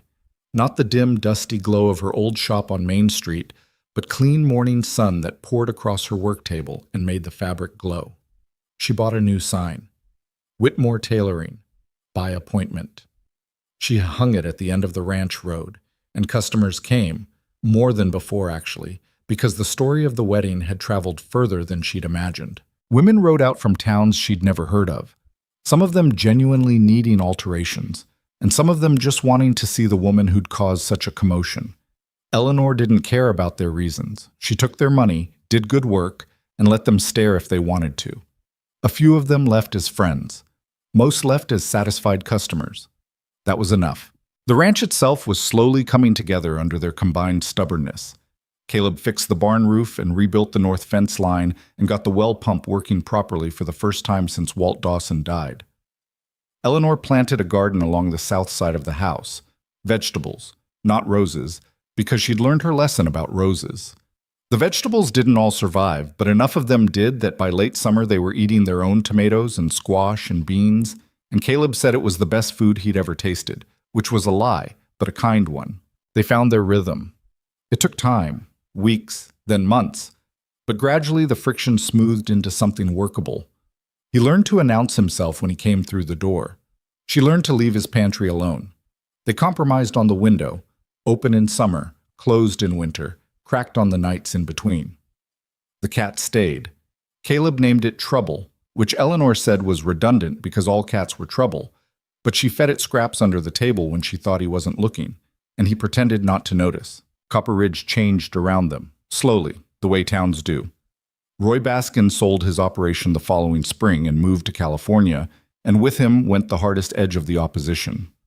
Clara Hutchins never brought her mending back to Eleanor, but she stopped making comments in public, which was its own kind of surrender. Frank Tillman got fired from his new job for drinking and left the territory entirely, and nobody missed him. The people who'd boycotted the wedding didn't apologize, people rarely do, but they stopped avoiding Eleanor and Caleb in public, and over time the avoidance gave way to nods, and the nods gave way to greetings, and the greetings gave way to the ordinary, unremarkable acceptance that passes for tolerance in small towns. Eleanor didn't forgive them exactly, but she stopped needing to. Forgiveness, she decided, was overrated. Moving on was enough. It was Martha Pruitt who brought them Lily. Martha showed up at the ranch one October afternoon with a look on her face that Eleanor recognized immediately. The look Martha wore when she'd already made a decision and was just going through the motions of consulting other people. "There's a girl," Martha said, sitting at the kitchen table with a cup of Caleb's terrible coffee. 7 years old, her parents died of typhoid on the way through the pass, both of them, 2 weeks apart. The wagon train left her at the settlement in Elk Fork, and the settlement doesn't want her. They're talking about sending her to the orphanage in Helena. Eleanor set down her sewing. And you're telling me this because? Because you've got room, and because that girl needs a home, not an institution. Martha, we've been married less than a year. We're still figuring out how to live together without killing each other. Perfect time to add a child then. Takes the focus off your own nonsense. Caleb was leaning in the kitchen doorway, listening. He hadn't said anything, which was unusual for him. Eleanor looked at him. What do you think? She asked. He was quiet for a long moment. She could see something working behind his eyes. Something old and painful and complicated. A boy they never got to name. I think we should go meet her, he said. They rode to Elk Fork the next morning. The settlement was a sorry collection of buildings at the base of the pass. A trading post, a few cabins, a corral. The girl was sitting on the steps of the trading post when they arrived, alone, wearing a dress 2 sizes too big and boots that were falling apart. She had dark hair cut unevenly, like someone had gone at it with dull scissors, and eyes that were too old for her face, the eyes of a child who had seen things children shouldn't see. Her name was Lily, and she didn't say a word for the first 3 days. Eleanor understood silence. She'd lived inside it for 12 years. She didn't push, didn't prod, didn't ask questions Lily wasn't ready to answer. She gave the girl the upstairs bedroom, the one where Caleb had knelt during the storm, and she made her a new dress from a bolt of blue cotton, and she fed her 3 meals a day and let her be quiet. Caleb was different with the girl. Careful. Gentle in a way Eleanor hadn't seen before, a tenderness that came from somewhere deep and old and grieved. He showed Lily the horses and let her feed them apples from her palm. He built her a small chair for the porch so she could sit with them in the evenings. He didn't try to be her father. He just tried to be present, and the trying was visible and clumsy and heartbreaking to watch. On the 4th day, Lily spoke. She was sitting at the kitchen table while Eleanor worked on a commission, and she'd been watching Eleanor's hands move for a long time. The way children watch things that fascinate them, with total absorption and no self-consciousness. Can you teach me? Lily asked. Eleanor looked up. Teach you what? Sewing, the way you do it, with the little stitches. Eleanor pulled a chair next to hers, handed Lily a needle and a scrap of cotton, and showed her how to thread the eye. Lily's first stitches were huge and crooked, and she pricked her finger twice and said, "Ow," both times without crying. And Eleanor told her that was exactly how her own first stitches had looked, which was true, and that it got easier, which was also true. Did your mama teach you? Lily asked. She did. Lily was quiet for a moment. My mama didn't sew. She cooked.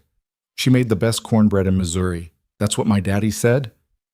I bet she did. She's dead now. I know, sweetheart.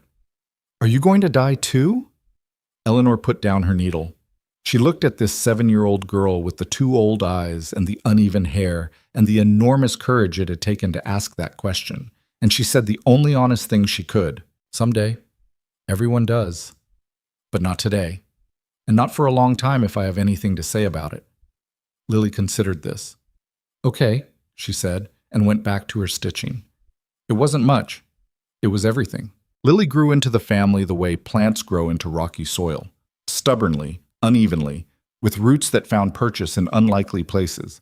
She was a difficult child in some ways, wary of affection, quick to anger, prone to nightmares that left her screaming in the dark. She tested Eleanor and Caleb constantly, pushing boundaries, picking fights, waiting to be sent away because that was what her 7 years of experience had taught her to expect. They didn't send her away. They weathered the tantrums and the silences and the nights, when Eleanor sat on the edge of Lily's bed and held her while she shook. They weathered the morning Lily threw a plate at Caleb's head because he told her to wash her hands before breakfast, and the afternoon she ran away to the canyon and didn't come back until dark, and the week she refused to speak to either of them for reasons she never explained. She's testing us, Caleb said one night, standing at the bedroom window while Eleanor brushed out her hair. She wants to know if we'll give up. Will we? You know the answer to that. I want to hear you say it. No, we won't give up. Not on her, not ever. And they didn't. And slowly, in increments so small they were almost invisible, Lily began to trust them. She began to laugh at Caleb's bad jokes. She began to lean against Eleanor's shoulder during their evening sewing lessons. She began to call them by their first names instead of ma'am and sir, which wasn't the same as mama and daddy, but was close enough. and Eleanor took it and held it and didn't push for more. The years passed the way years do on the frontier, hard, slow, marked by seasons rather than dates. Eleanor's sewing business grew until she had more work than she could handle alone, and Lily, who had inherited Eleanor's steady hands, if not her patience, became her apprentice. Caleb's ranch prospered. The herd grew, the fences held, the well pump stopped fighting him. They added a room to the house for Lily, and then another room for Eleanor's workshop, and then a covered porch that wrapped around two sides of the house, because Caleb said every good ranch needed a porch you could walk around. Eleanor started writing in the evenings. Not fiction, not poetry. She had no gift for either, and no patience for pretending she did. She wrote in a leather-bound journal that Caleb gave her for their 3rd anniversary, and she wrote plainly, the way she spoke, about their life. About Thomas and Sarah and the children they'd lost and found. About the storm and the ring and the morning they rode into town. About Clara Hutchins and Roy Baskin and the cruelty of small places and the larger cruelty of believing you don't deserve happiness. She wrote about Lily's first stitch and Caleb's terrible coffee and the cat named Trouble, who slept on the porch railing and hissed at strangers. "Who's this for?" Caleb asked one night, watching her write. "I don't know, maybe nobody." "You're writing a whole book for nobody." "It's not a book. It's just a record, so someone knows." "Knows what?" She thought about it. "That it's not too late. That's the thing people get wrong, Caleb. They think there's a deadline. They think love has an expiration date, like milk or medicine. They think you get one chance, and if you miss it, that's it. Game over. Spend the rest of your life sitting in a back room feeling sorry for yourself." "That's a lot of thinking." "I'm a lot of woman." "You certainly are." She kicked him under the table. He caught her foot and held it, and they sat like that, ridiculous and comfortable, while the lamp burned and the journal lay open and the words waited to be written. Eleanor died on a Tuesday in late November, 31 years after the afternoon she'd first mended Caleb Mercer's shirts. She was 79 years old. She died in the upstairs bedroom where he'd knelt during the storm, with the window cracked open the way she liked it, and the quilt Lily had made pulled up to her chin, and Caleb's hand holding hers. It was quiet. There was no drama, no final speech, no sudden revelation. She'd been sick for a few weeks, a cough that wouldn't quit, then a tiredness that settled into her bones and wouldn't leave. The doctor came from town and said what doctors always said, which was that there wasn't much to be done. And Eleanor told him she'd never expected much from doctors anyway, which made Caleb laugh even though he was crying. Lily was there. She was 38 now, with steady hands and a sewing business of her own, and a husband who adored her, and 2 children who called Eleanor Grandma Ellie and Caleb Pop, and thought they'd always been a family because, as far as they knew, they had. In the last hour, Eleanor opened her eyes and looked at Caleb and said, "You need a haircut." "I know. And your coffee is still terrible."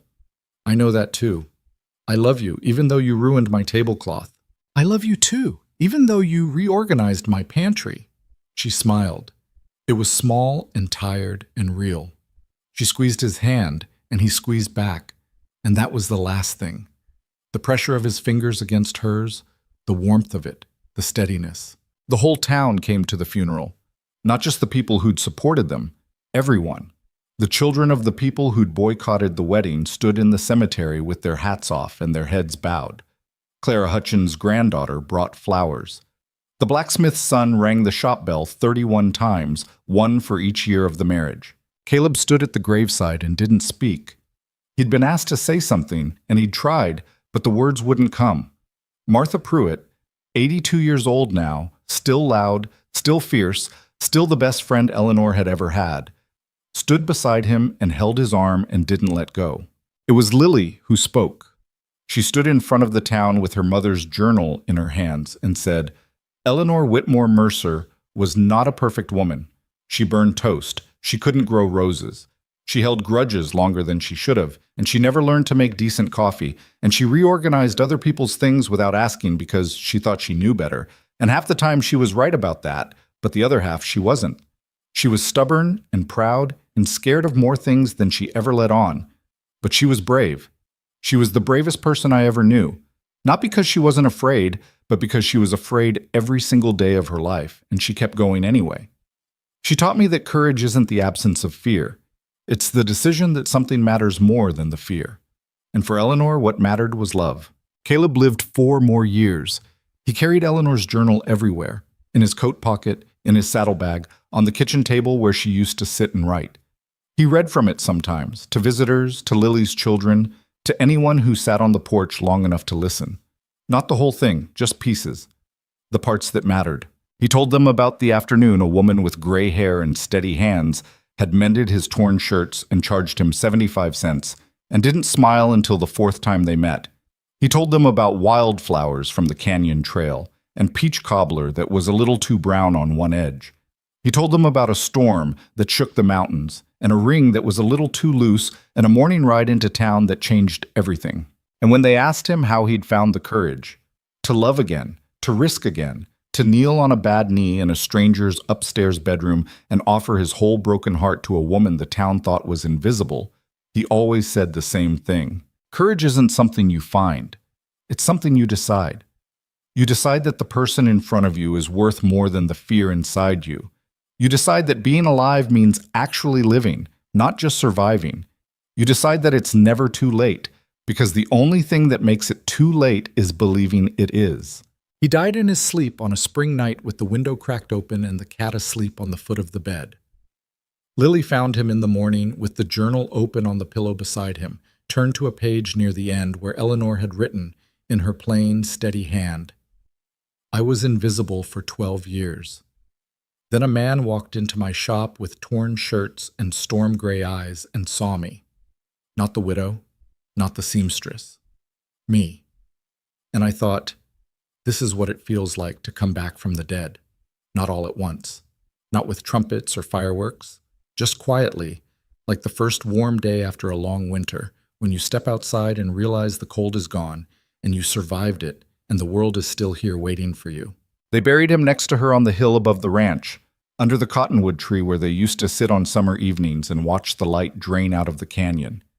Lily carved the headstone herself, both names, both dates, and underneath them a single line that she'd found in the journal and knew her mother would have wanted. It is never too late.